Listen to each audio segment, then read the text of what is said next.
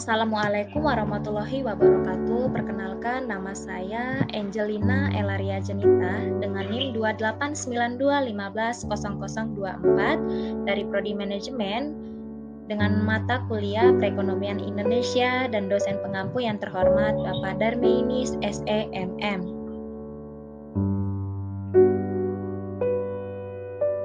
Dalam materi saya yang akan dibahas ialah yang pertama pengertian struktur Indonesia, lalu yang kedua teori perubahan struktur ekonomi, dan yang ketiga faktor yang mempengaruhi struktur ekonomi. Lalu yang terakhir, yang keempat, hubungan struktur ekonomi dan pertumbuhan ekonomi. Langsung saja kita ke pengertian struktur ekonomi. Struktur ekonomi dipergunakan untuk menunjukkan komposisi atau susunan sektor-sektor ekonomi dalam suatu perekonomian. Sektor yang dominan atau yang diandalkan mempunyai kedudukan paling atas dalam struktur tersebut dan menjadi ciri khas dari suatu perekonomian. Yang dimaksudkan dengan sektor ekonomi yang dominan atau yang diandalkan adalah sektor ekonomi yang menjadi sumber mata pencarian sebagian besar penduduk serta menjadi penyerap terbesar tenaga kerja. Lalu, teori yang mendasari perubahan struktur di Indonesia. Yang pertama ada teori Arthur-Lewis atau teori migrasi.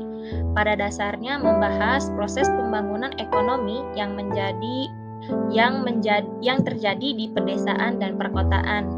Dalam teorinya, Lewis mengasumsikan bahwa perekonomian suatu negara pada dasarnya terbagi menjadi dua, yaitu perekonomian tradisional di pedesaan yang didominasi oleh sektor pertanian dan perekonomian modern di perkotaan dengan industri sebagai sektor utamanya. Lalu untuk rumusnya, LPD dikurang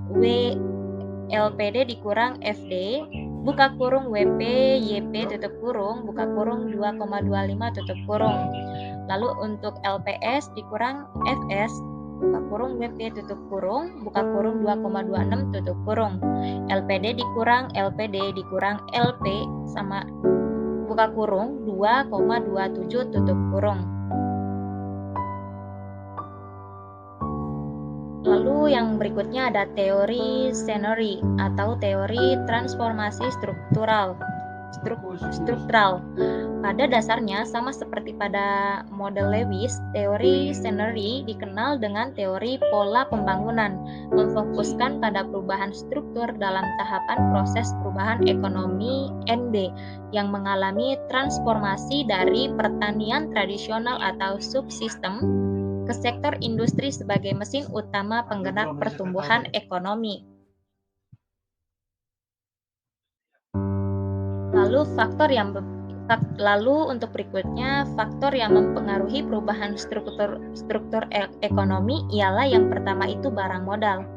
Agar ekonomi mengalami pertumbuhan, stok barang modal harus ditambah melalui investasi pertumbuhan ekonomi. Baru dimungkinkan jika investasi neto lebih besar dari nol. Sebab jika sama dengan nol, perekonomian hanya dapat berproduksi pada tingkat sebelumnya. Lalu yang kedua ada tenaga kerja. Sampai saat ini khususnya di negara sedang berkembang, tenaga kerja masih merupakan faktor produksi yang sangat dominan. Penambahan tenaga kerja umumnya sangat mempengaruhi terhadap peningkatan output. Namun jumlah kerja yang dapat dilibatkan dalam proses produksi akan semakin sedikit jika teknologi yang digunakan semakin tinggi. Lalu yang ketiga ada teknologi. Penggunaan teknologi yang semakin tinggi sangat memacu pertumbuhan ekonomi jika hanya dilihat dari peningkatan output melalui penggunaan teknologi yang tepat guna manusia dapat memanfaatkan secara optimal potensi yang ada dalam diri dan lingkungannya. Lalu yang keempat ada uang. Dalam perekonomian modern, uang memegang peranan dan fungsi sentral. Uang bagi perekonomian ibarat darah dalam tubuh manusia. Makin banyak uang yang dipergunakan dalam proses produksi, makin besar output yang lebih besar jika penggunanya efisien. Lalu untuk berikutnya ada manajemen. Manajemen adalah peralatan yang sangat dibutuhkan untuk mengelola perekonomian modern, terutama bagi perekonomian yang sangat mengandalkan mekanisme pasar. Sistem manajemen yang baik terkadang jauh lebih berguna dibandingkan barang modal yang banyak, uang yang berlimpah, dan teknologi tinggi. Suatu perekonomian yang tidak terlalu mengandalkan teknologi tinggi, namun dengan manajemen yang baik, mampu mempertahankan tingkat pertumbuhan ekonomi yang tinggi. Lalu untuk berikutnya ada kewirausahaan atau entrepreneurship. Para pengusaha memiliki perkiraan yang matang bahwa input yang dikombinasikannya akan menghasilkan barang dan jasa yang membutuhkan masyarakat atau menjadi barang dan jasa yang akan dibutuhkan masyarakat. Kemampuan mengombinasikan input dapat disebut sebagai kemampuan inovasi.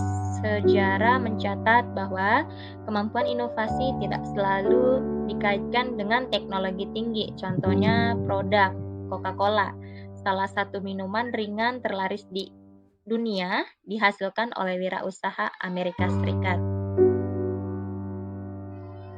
Lalu untuk berikutnya informasi sempurna dan seimbang arus informasi. Para pelaku ekonomi dapat mengambil keputusan dengan lebih cepat dan lebih baik.